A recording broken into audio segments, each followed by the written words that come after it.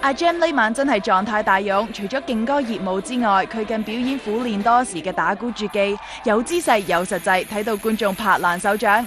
演唱會上亦有唔少感動位，好似阿 Gem 同粉絲分享心底話時，眼濕濕自爆早年曾經常情緒低落，好在有信仰支持，令佢感到人間有愛。之後阿 Gem 更自彈自唱演繹咗一首詩歌添。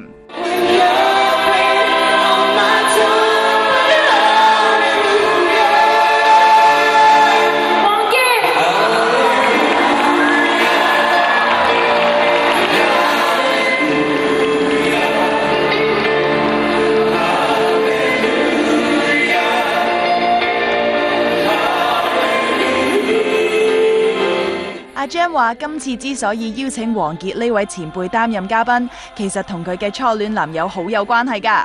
其實我都唔係打電話打好多俾我男朋友嘅咋，嗰陣時候一日打三個電話啦。咁但係佢都覺得我煩喎，咁啊成日話你做咩成日揾我，唔好成日揾我啦，我浪子嚟㗎咁樣。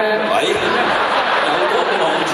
佢就成日 send 誰明浪子心啲歌詞俾我。同埋咧，我哋嗰陣去唱卡拉 OK 咧，佢成日逼我扮趙學而嘅。係咩？咁你靚好多，你講錯嘢。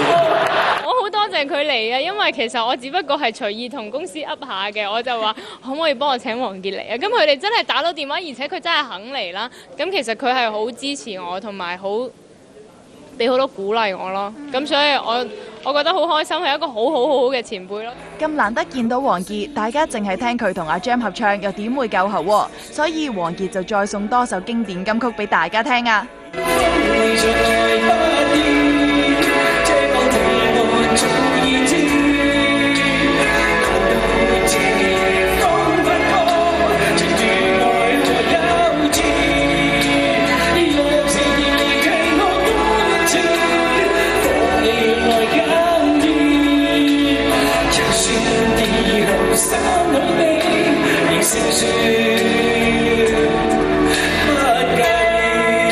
阿 Gem 開 show 獲多位圈中好友捧場，好似許廷